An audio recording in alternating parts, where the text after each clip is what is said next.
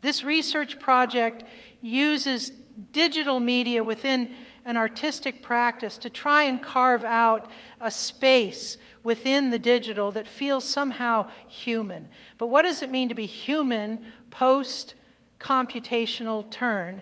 And how can we excavate the human to locate the digital within it? In December 2023, I started a residency with the online research platform Foreign Object.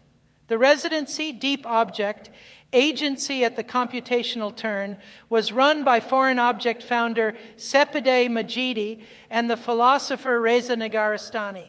During a reading group held during the early stages of the residency, something that Reza said, a comment made in passing as part of long, deeply philosophical rumination into the effects of AI on human agency, resonated with my search for the human within the digital. Reza declared that the mind has always been artificial. These 6 words hung in the air and crystallized to play on loop in my mind. The mind has always been artificial. Reza's remark not only unsettled my understanding of the mind, but also opened a path for rethinking its relationship with the digital. Casting the mind as artificial immediately expelled it as an innate faculty that comes from within. Viewed in this way, the mind immediately became a construct and somehow shifted to inhabit the same ontological space as the digital. Reza's words relocated the mind, activating it as a mechanism through which we project and synthesize what it means to be in the world. The human, by extension, was infected with the mind's newfound artificiality. The human is artificial too. Despite or perhaps because of its artificiality, it always seemed obvious to me that the digital was human. How could it be anything but? It is, after all, born from us. The split between the way society views humanity as an extension of the natural world on the one hand, and the alien, cold, synthetic space of the digital on the other always seemed to be ideological. According to this worldview, the digital occupies a xenos space. It is perceived as unnatural and operates without the vital life force that we reserve for biological entities. Even within secular societies, biological life remains embellished with traces of vitalist thinking that prevail in ways that can't be fully explained away by science. In contrast, there is a distrust of agency when it is placed within the hands of the digital. This can quickly turn to fear and hyperbole when the digital makes gains in these areas and begins to assimilate life. In my experience, this distrust of the digital extends to digital art. The artists I work with and teach can often recoil at the mention of synthetic digital imagery. It is as if there is a perceived lifelessness to the medium, a lack of authenticity that runs through it. This cynicism was also evident in the responses of some of my peers in the Contemporary Art Research Group, CARG, to presentations I made at the early stages of the research project.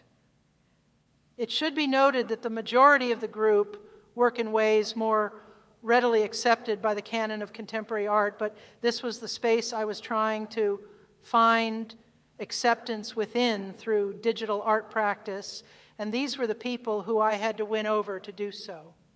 As such, the feedback of the group has been invaluable in helping to shape the work, as it has evolved to show signs of life throughout the project. When responses to the work grew more encouraging as the project developed, I knew that I could trust that the work was indeed working. During the early experimental stages of the project, I was handing agency to the digital as a means of trying to locate a collaborative voice within it. This wasn't an easy or straightforward process. The voice of the software that I was using to generate images would often override my own and generate flat, effective responses from the viewer.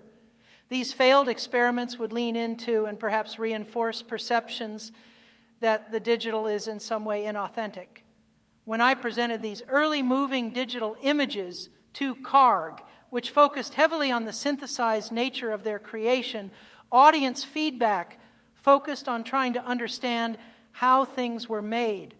The tools and processes used to make the work dominated discussion around it. A line of questioning that can go unexplored when the group is presented with work made in other mediums, such as paintings, sculptures, or lens-based artworks. Here, ideas generated by the artworks more readily occupy the focus of conversations. Perhaps video work made using high-fidelity digital cameras offers the most striking comparison here and helps to illuminate the disparity I am speaking of. When we look at a work of video art shot to capture the world around us, the world within the camera's lens, surely only those preoccupied with the medium, filmmakers, or filmmaking artists, for example, would find it necessary to question the apparatus behind the work over its content. The language of synthetic digital imagery, however, has a propensity to direct human attention towards the means of production. The focus on method over meaning that dominated these early conversations was useful. When people would ask, "How did you do that?" or "What software did you use?" I knew that I had uncovered a problem. I had identified something to work through. It offered a challenge. If the focus of attention towards work made with digital technologies is already on the technology, then how can we work with that attention and use the technology to steer it in ways that drill into more effective, embodied responses? This tension between engagement and understanding points to a broader challenge. How might we move past the impulse to demystify and instead cultivate a more embodied interaction with the technology itself?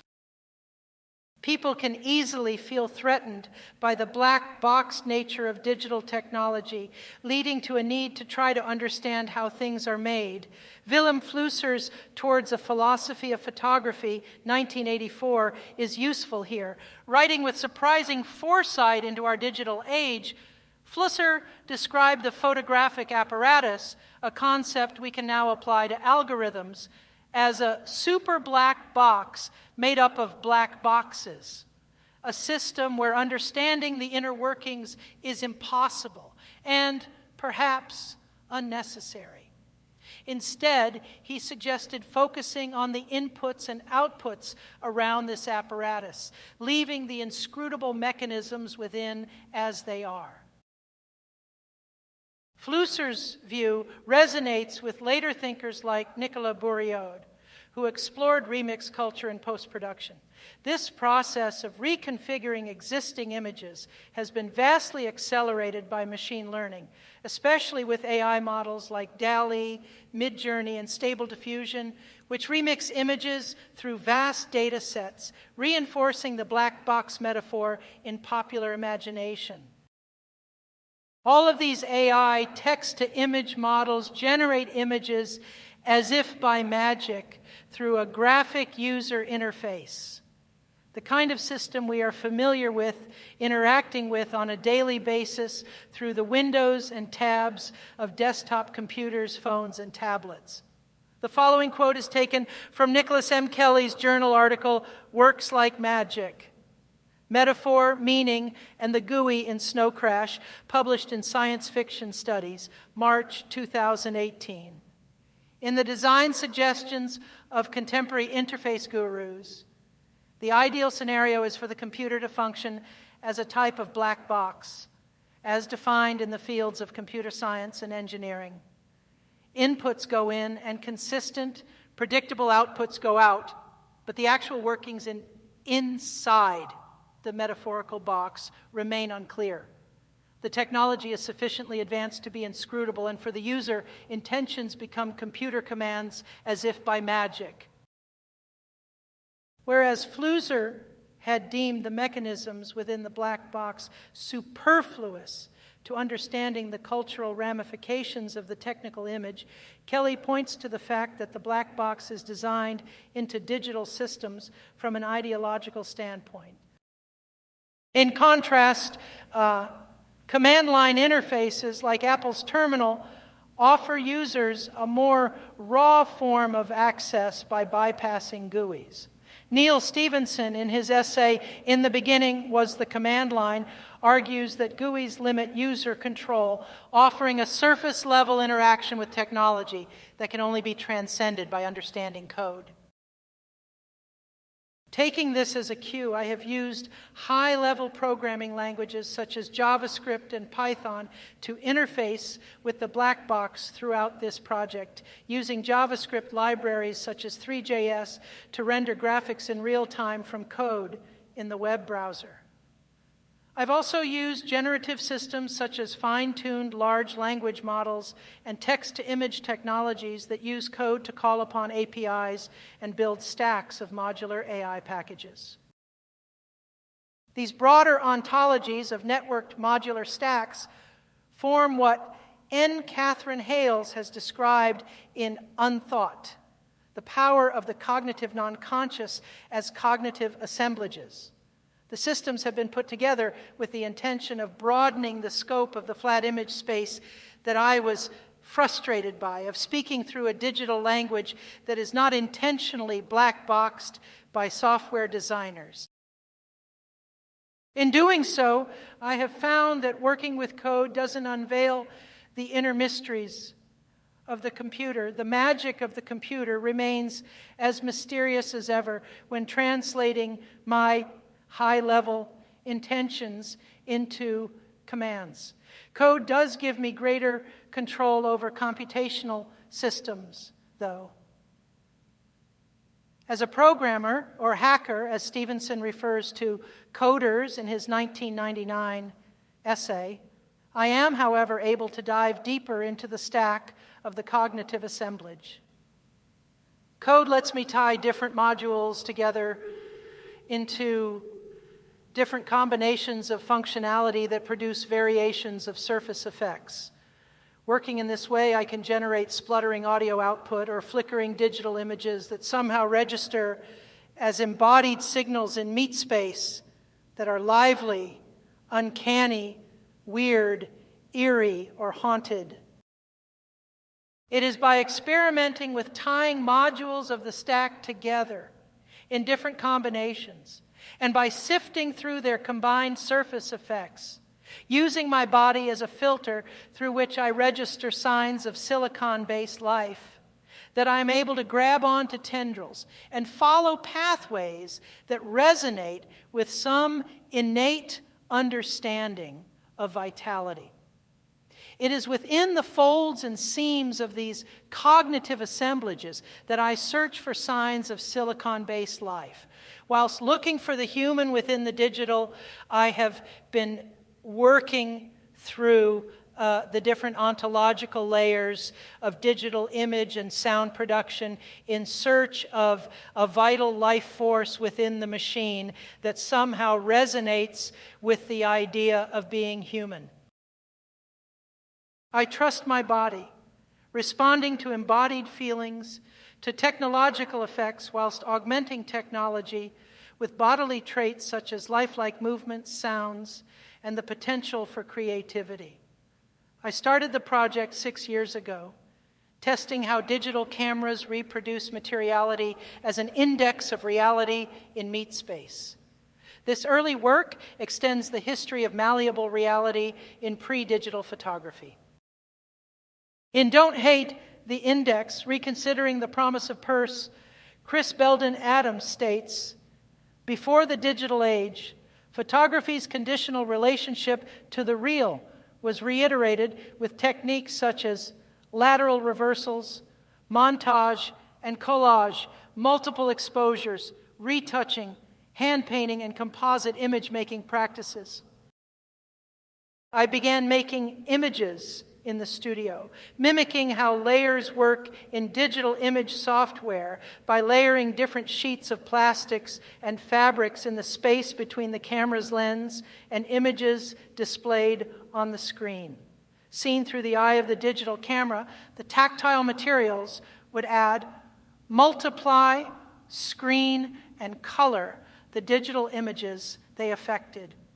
Since layers were introduced by Thomas Knoll in Photoshop 3.0 in 1995, the machine's capacity to store, sample, and flatten images into synthetic semiotic assemblages has augmented the two-dimensional digital picture plane to such an extent that the digital image now functions as an index of artificiality. Working on a hunch that the human can be located within the artificial, I trod a path of working inwards towards the machine, stepping ontologically closer to machine code. This involved working with custom shaders in Unity and 3JS that punctured the onboard digital image by rupturing it with crude chroma keying effects. These effects were applied in real time in a way that superimposed the artificiality of the digital image back onto itself through code. Throughout the project, I have embraced a synthetic language that works according to the semiotics of the machine. My hunch is that life can be located within the digital, in cognitive assemblages that combine dispersed and fractured technological agents and authors. The images and sounds point to the potential for new forms of life that exist outside of the human body, whilst, for now at least, being steered and controlled by it. Through the artworks that I am about to show, my hope is that vitalist aesthetics carve out a space through which silicon-based life can be better imagined.